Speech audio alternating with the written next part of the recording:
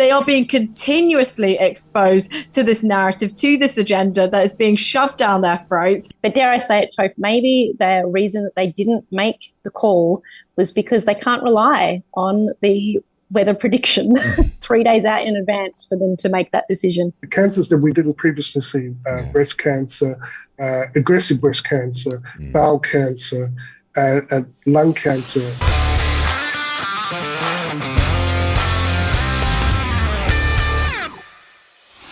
Welcome once again to the Aussie Wire News. Today we have three huge stories coming at you. First, the fact that the UK government has put an end to the NIH prescribing puberty blockers to young minors. It marks a remarkable change in direction, but as always, the devil is in the detail. Then we'll talk to former Acting Senior Sergeant Krystle Mitchell about the ridiculous decision to cancel the Moomba parade because it was going to be, shock horror, 36.2 degrees. And then finally, we'll talk to Dr. Paul Oosterhuis about some bombshell data that has come out of a new report into CDC data, that's US data, looking at all-cause mortality for 15 to 44-year-olds. Very concerning, but there is something that you can do about it if you fit into that category. All of that is coming at you right now on the Aussie Wire News. Well, we start today's episode with massive breaking news out of the UK. I've been saying for a little while that we might have reached peak woke, peak madness, that perhaps some common sense is creeping back in, and this is another example that maybe, just maybe, we have some cause for optimism. It is a UK story, so of course we're joined by our UK correspondent Anna McGovern. Thank you so much for joining us once again on the Aussie Wire. Thank you for having me. Now, Anna, tell us about this story. It's been massive news. It's all over social media, but there's some detail here. Yes, no, definitely. And I think we're starting to see a step in the right direction, but I don't actually think it goes far enough. So now it has been ruled that children will no longer be prescribed puberty blockers by the NHS. However, clinical trials will still be taking place for children with these puberty blockers. So I think it's a step in the right direction. We are now, we're now seeing that more children are not going to be exposed to really dangerous medicine. This is something that cannot be reversed and is something that will have lifelong effects on these children who are making decisions that they're quite frankly too young to actually understand the consequences for. So I think that this is an incredible move. However, this is also available for like private clinics as well. Children are still able to access that. So step in the right direction, but this needs to be banned all over, I think. Well, the devil is always in the detail. We cover a lot of stories like this on the Aussie Wire where there's the headline and then there's the substance. And this is yet another example. I tend to agree with your characterization. It is interesting, though, that these are children that we would never allow to get, for example, a tattoo because that's too permanent. That's too big of a decision. How have we got to the point where we're allowing children to do this? Or is it really the children making these decisions? Or are they perhaps being influenced? They're absolutely being influenced, I believe. I think we're seeing a lot of gender ideology now being pushed on places such as social media, in schools, by trans activists themselves. I've seen so much commentary on social media as well with young children, trans activists, who are actually documenting their gender transition online. And I think, especially now we've got children using social media before they're actually old enough to be allowed to actually use that platform, they are being continuously exposed to this narrative, to this agenda that is being shoved down their throats. And I think for many children, especially like in the past, we had the tomboy phase for girls, for example, who are growing up. Now that could even be justification enough to say, well, I must have been born in the wrong body, even if that child is, say, even 6, 7, 8 years old. I've worked in schools before, and I've personally seen young children actually going through, gender transitions, and in cases as well where the parents had no idea about it, and we were told as members of staff we were not allowed to tell the parents that their child was actually going into school identifying as the different gender to what they actually are, with a different name, and the parents did not know. So I think for a lot of children it's now so much more easily accessible, it's a lot more accepted online, and what I actually think is that they are being kind of indoctrinated indoctrinated into making a life-changing decision that they're too young to understand. And I think that this is why we need to clamp down hard on this, or else we're going to see so many more children go through this. Well, it's interesting. You're not the only one saying that. In fact, a number of people that did transition and have since detransitioned are saying the exact same thing. They're saying, we were too young to make these decisions ourselves. This was really actually my parents' or other people's decision on my behalf, and they just convinced me that it was my idea. I want to go to an article from 2022 from the Daily Mail. Young people who detransition describe death threats, doxing, intimidation, and being accused of genocide from the, quote, cult-like transgender community that they turn their backs on. Now, the article goes into a bit more detail here. Trans campaigners face discrimination and many see themselves in a life or death civil rights struggle. So that's one side. That's the people campaigning on the trans side. Detransitioners say that they face harassment for leaving the community. Many describe online vitriol, doxing, intimidation, and death threats. They are, in fact, there have been web users threatening to pipe bomb a hearing in Florida on trans care for kids. And trans campaigners shouted bigot and shame on all of you at detransitioners. Now, if you or I were to say any of those things or threaten any of those things at transgender people or events where transgender people were known to be, you and I would be charged with hate crimes. And certainly in the UK, you'd be going to prison for a very, very long time.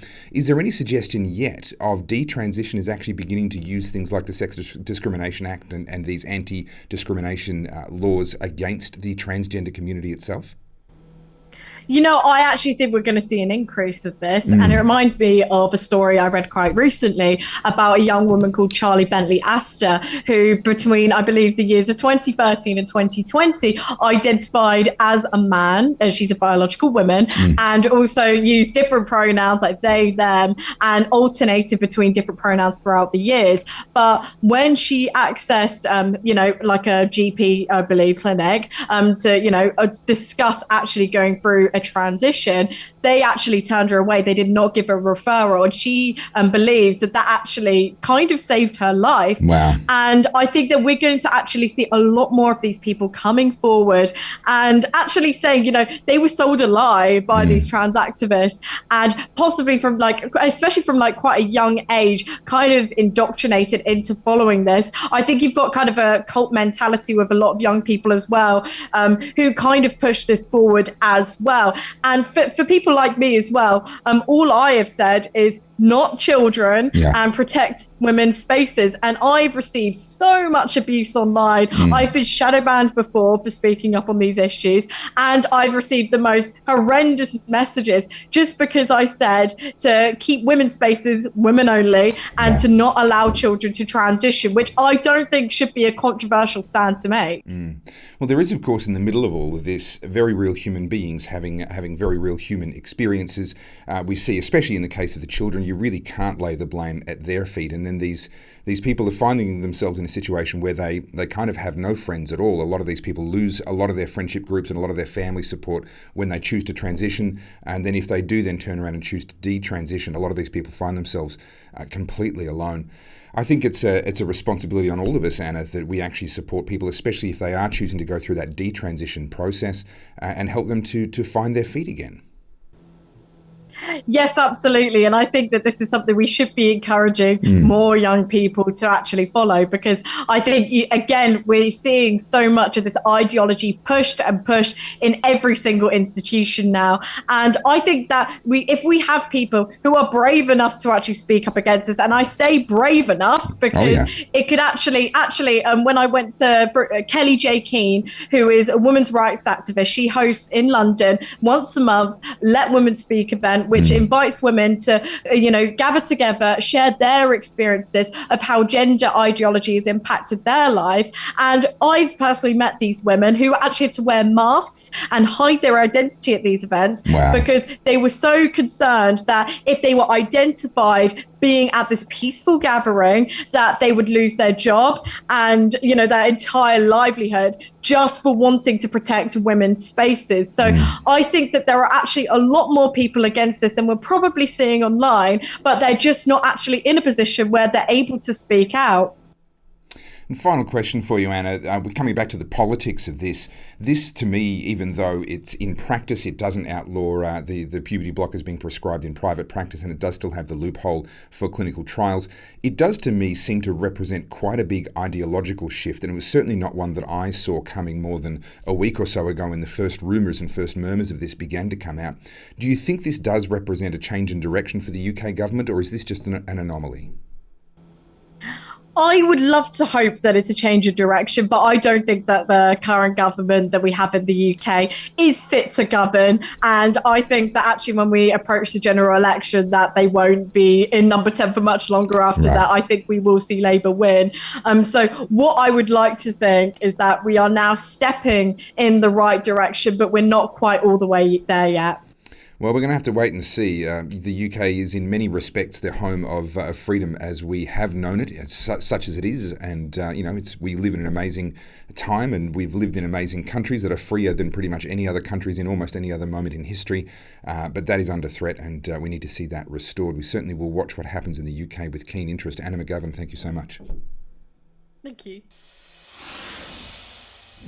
Well, the fun police are at it again. The Moomba parade is the latest victim of what I would argue is safety culture gone mad. Here to talk with me about it is former Acting Senior Sergeant Krystle Mitchell. Krystle, how are you?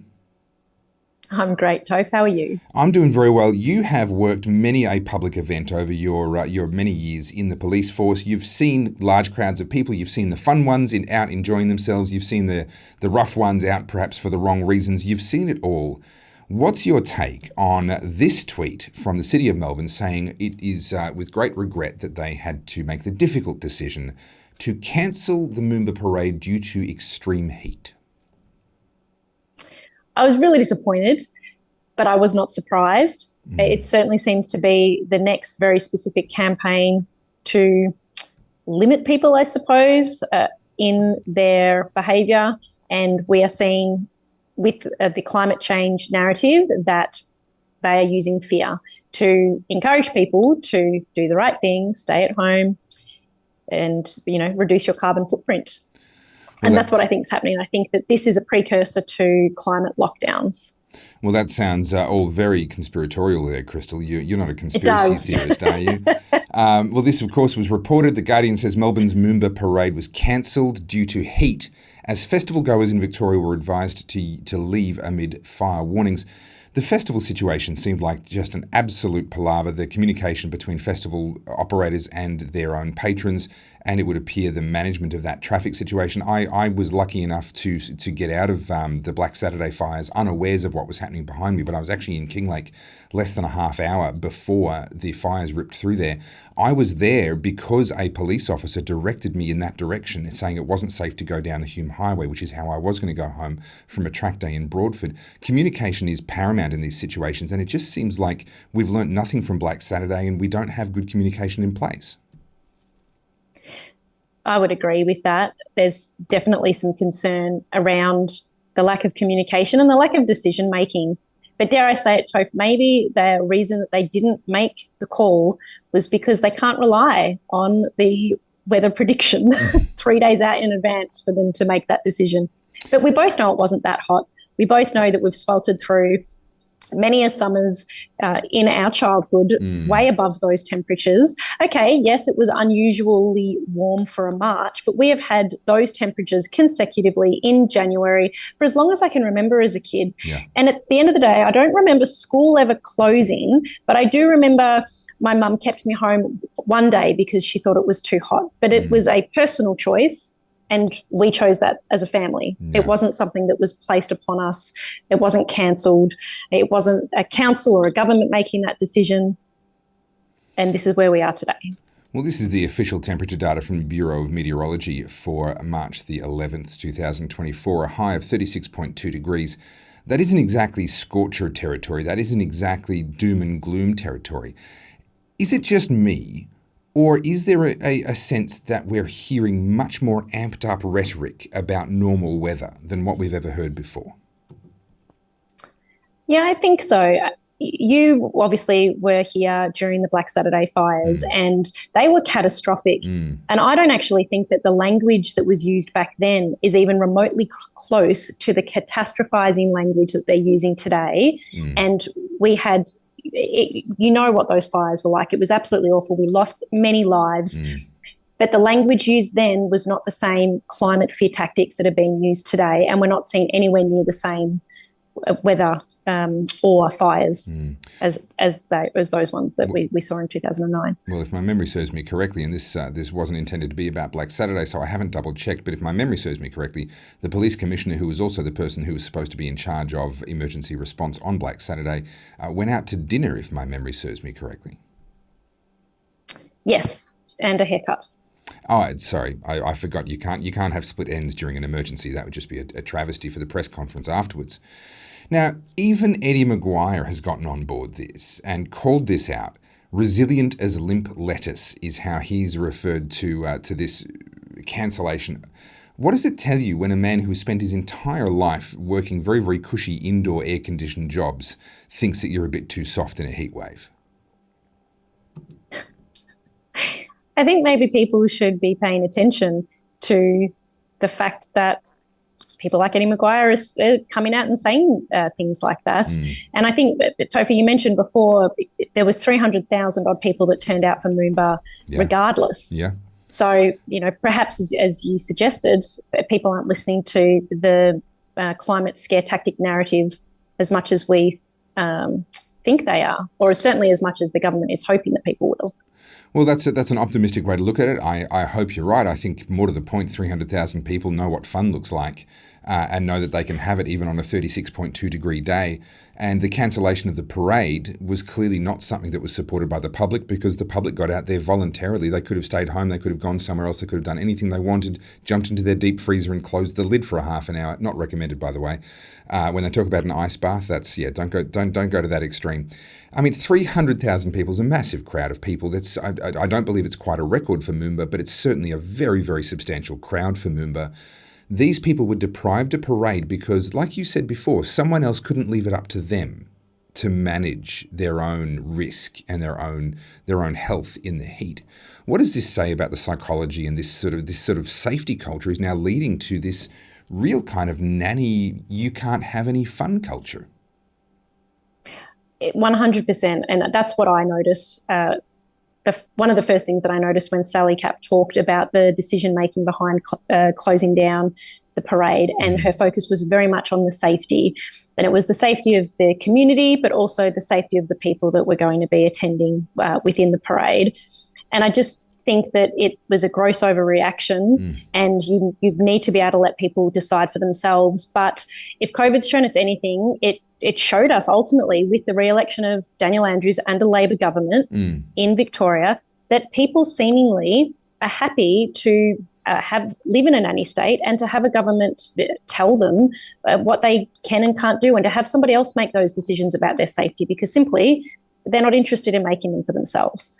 But 300,000 people turning up, that's promising. Well, I'm certainly hopeful that people are beginning to get sick and tired of being lectured and being kept safe, being wrapped in bubble wrap all of the time, but only time will tell. For now, Krystle, I share your frustration, and sadly, I don't have a solution to this problem either. We're just going to have to wait and see. Krystle Mitchell, thank you so much for joining us. Thanks. Well, just say one last thing, Toph. Sure. Yeah. I remember... So during COVID, you were obviously one of the very first people to speak out about the injustices and the wrongdoing that the lockdowns were causing. So I just want to be the first one to call it on your show that climate lockdowns are possibly a thing of the future, and that people can call it a cookie conspiracy theory and all of those things, but I'm calling it now, and let's just wait and see what happens. Well, I've learnt not to roll my eyes at cookie conspiracy theories. I remember the first time I showed up to an anti-lockdown protest, because that's what it was. It was anti-lockdown protests.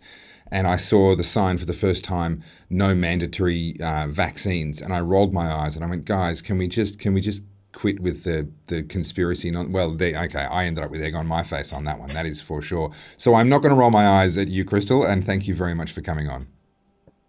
Cheers, Toph. See you later.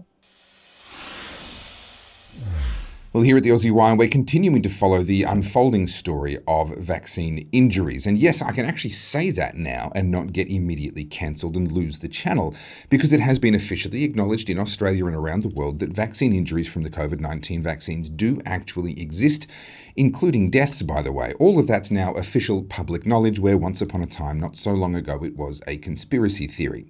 Well, sadly, and I'm sorry to say this, there are some other conspiracy theories that look like they might just be coming true. And a new report has come out looking at CDC data that paints a very concerning picture. Here to help me unpack it is Paul Oosterhuis. Now, Paul, can I call you a doctor without getting kicked off the internet? Am I going to get into legal trouble if I give you that title?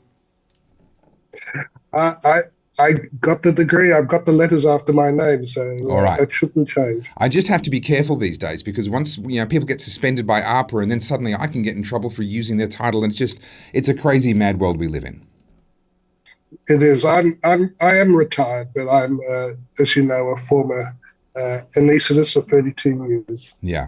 Well, 32 years is plenty long enough. I've no doubt you've read many a medical report in your time, and that's what we're here today to discuss. This is a report, a study that is looking into CDC data. We're going to have to walk through this kind of methodically, Paul, because, well, I look at this stuff a fair bit, and yet I still have to sort of pace myself and make sure I'm really understanding what I'm looking at. So I appreciate you joining me here today to help unpack this, because this really is a bombshell. It paints a very, very concerning picture. This is the US death trends for neoplasms, ICD codes C00 to D48, ages 15 to 44. What, in English, what are we looking at here, Paul? Well, Dr. Wiseman, Allegri, and Eunice did this paper on ResearchGate, published it on ResearchGate, which, as you say, looks at the excess mortality figures. It's American data, American CDC data, and what they've teased out is the American data for ages 15 to 44 and the excess mortality. And they look at underlying cause and deaths that are coded with multiple causes. Now, this is the ICD codes part of it, the C00 to D48. Essentially, what they're looking at here is cancer deaths in people between ages 15 to 44, as I understand it, Paul. That's right. And it comes on the tail of UK data that was published for the same age groups, 15 to 44, by Edward Dowd's group at Finance Analytics, which similarly shows a very concerning picture. Very concerning trends. And so we're going to walk our way through 4 graphs, each of them getting slightly more complex and slightly more convoluted, just to make sure that we all kind of understand and wrap our heads around what we're looking at here. This is the USA CDC, so the Centre for Disease Control. This is authoritative data. The underlying cause is all, and the yearly deaths per 100,000 people for all causes, it is for male and female, and the age group 15 to 44. So help us to understand the deaths per 100,000. Why do they map it that way? Well, the way it standardizes for changes in population size. Right. So they express it as a rate. But even though they're doing that, you can see there's a gradual trend upwards. And it's been reported that the life expectancy in the US has been falling, and wow, you can sort of see it here. So next time they say, do you want fries with that? Maybe consider saying no. That would be my advice to Americans. But even with that rising trend, we can see the last 3 years of data, which is 2020, 21 and 22. That is an extraordinary jump, an extraordinary anomaly there, which to the naked eye would demand that questions be asked and answered.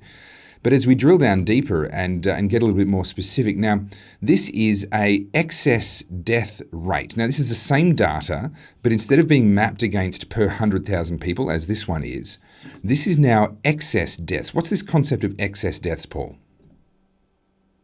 Well, people die all the time. People are born all the time. But, and from year to year, you will have a certain expectation based on the previous year and the year before that. And this is how the life insurance industry works, because it's actually quite predictable from year to year. And this is what allows them to make their charts. So if you see a number that goes beyond what is expected, what breaks the trend, these are called excess deaths. So what we can see here in the data from 2010 to 2019 is that the variation typically stays, or actually always through that period, stayed below 5%, typically 4% or even a lot less in either direction. So it just is fluctuating there. Now, Paul, I don't know, has it caught your eye that those last 3 years are a little bit different? What did we start doing in 2020 that was maybe different to what we were doing before? Do you have any ideas? Well, we did have a few policies that came in 2020. They were called COVID policies. That's right. I do remember that, actually. That just vaguely, it just rings a bell for me. So now that we've understood there is clearly a signal here, we're talking near 35% excess deaths within the 15 to 44 age group. Now, before anyone jumps in and goes, oh, that was probably COVID, let's remember that the 15 to 44 age group was at very, very low risk from COVID. So I don't believe that this can be explained by COVID itself, can it, Paul? No. And people have floated many different causes, lack of medical care, climate change, a lot of ridiculous things, actually. But of course, the concerning thing in the US, fentanyl overdoses, suicide, which... But certainly these figures are too high to be explained by those. They are a factor, but they don't explain such a large jump. Yeah, I could certainly believe that locking people in their homes and destroying livelihoods, etc., would have led to a cause of whether it's suicide or death through substance abuse or these sorts of things. I could certainly believe there'd be a signal there, but not of this magnitude and continuing all the way into 2022. That doesn't seem a reasonable hypothesis. Now, this is a similar graph here, but there's now a red here, which is the UC deaths per 100,000 for COO and to D48. What are they separating out here in the data, Paul? Well, sometimes there are underlying cause on the death certificates as the main cause, and sometimes they will code it with multiple causes so that it's more one of a contributing set of factors. Underlying causes is where this was the main cause. Yeah. So which one have they separated out here in red? These are the excess deaths per 100,000 of this code. C00 to D48, so which, as I understand it... So these are the 50... Sorry? Carry on.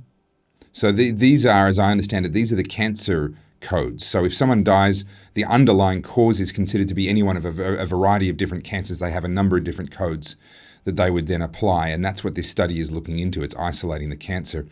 Now, I can't help but notice, Paul, the overall all-cause mortality in blue has kind of peaked in 2021 and then dropped in 2022. Still extremely high, but at least not a new high. The cancer rates seem to be defying that trend, though. Yes, it's quite worrying. You can see it increases year on year from 2020 to 2021, and then again from 2021 to 2022. Yeah. And they have extraordinary, they're quite extraordinary in as a ratio. So this is the final graph here, and the reason I wanted to walk to this graph fairly slowly, and we're going through this quite methodically, is because this graph is on its own misleading, but it is still important. Now, this is not a graph that is mapped against absolute numbers. This is mapped against a Z-score or an order of magnitude. Can you help us to understand what's the purpose of a graph like this? What is this trying to help us understand? Yes, well, it's comparing it to itself. So these are standard deviations or variance, as you say, in the Z-scores. And again, you're seeing an increase in this group where as neoplasms, which is cancer, as an underlying cause in young people, has just taken off. It's quite extraordinary. Now, it's important to point out the red and the blue in this graph are not to scale with each other. In this graph, they're to scale with each other. In this graph, as you rightly point out, Paul, they're to scale with themselves. What do we mean by that? Well, if we jump back to this graph here, have a look at 2010 to 2019, there is a level of deviation that is quite normal within that graph, and that could be called a standard deviation. I'm massively, grossly oversimplifying here, but imagine that as a standard deviation. And so when we jump to this graph, A 1 on this graph would simply be a normal rate of variation on this graph. What we have here in red, the cancer excess mortality in 2022 was 16 standard deviations, or again, I'm butchering it, but 16 times what you would expect the maximum normal variation to be. As I understand it, Paul, this is essentially a black swan event. Have you seen data like this from any other causes in the past in your 32 years of practicing medicine? No, I don't recall ever seeing data like this. It's not just cancers. There are 720 things that the proportional reporting ratios triggered a signal of concern, which is greater than 2. Yeah. And so when you're seeing figures of 16, it's extraordinary. It truly is a black swan. What particularly concerns me about this, and it's not a happy story, I don't enjoy covering this sort of thing, but the blue line there obviously is devastating for everyone that's been affected by those deaths from 2020 to 2022, but we can see that it's kind of following the number of jabs being given, if I can hypothesize as to what a potential contributing factor might be. As the number of jabs drop away, the number of people affected are going to drop away. That's not what we're seeing with the cancers, though. That, to me, is a very concerning signal that perhaps the negative effects might be longer term than just that immediate sort of temporal risk. Now, Paul, are you aware of anyone who is talking about or has, there'd be lots of people watching that for reasons of their own ended up taking these jabs, where they were coerced or perhaps they thought it was a good idea. They were lied to and they thought, hey, this is the right thing to do. There's any one of a number of reasons why people might have. And they're looking at this data and they understand the implications and they're sitting there going, oh, crap. What do we know so far? This is obviously a developing area, but what do we know so far that these people could do to reduce the potential for a long-term impact in their lives?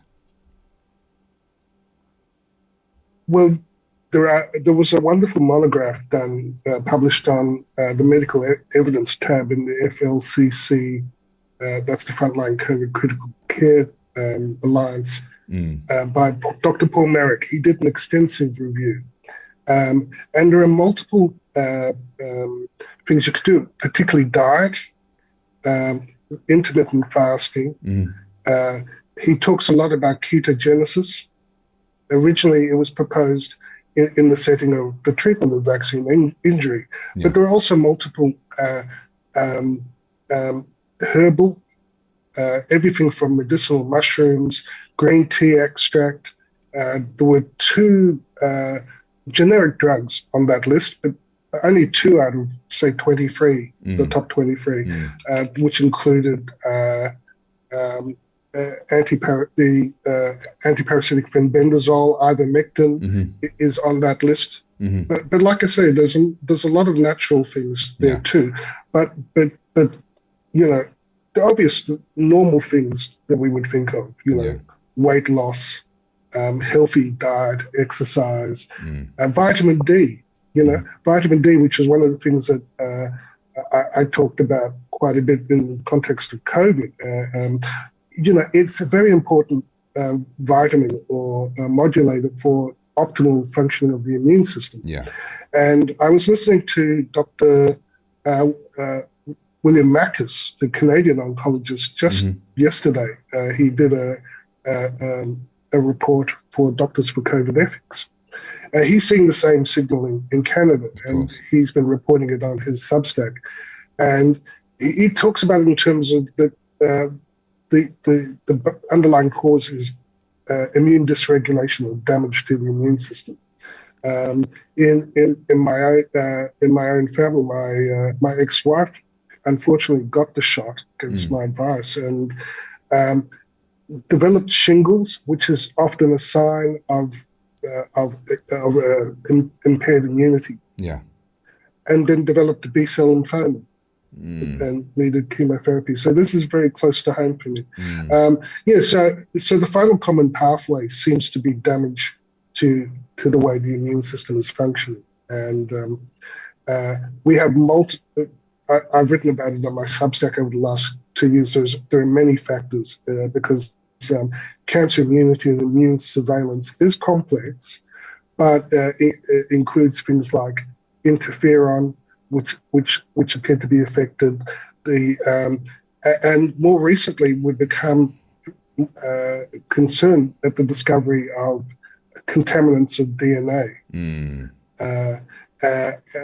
And we also know the spike protein is capable of binding to important regulatory genes for DNA repair. And it's when this DNA repair, this is BRCA and P53, which is called the guardian of the genome. So things that impair the normal functioning of the DNA repair and the functioning of the immune system then allow these cancers, which appear in our bodies all the time, but the immune system normally will find it and say, this is not normal, and take it out. If they've been diverted, if the resources have been diverted elsewhere, then that leaves these to develop.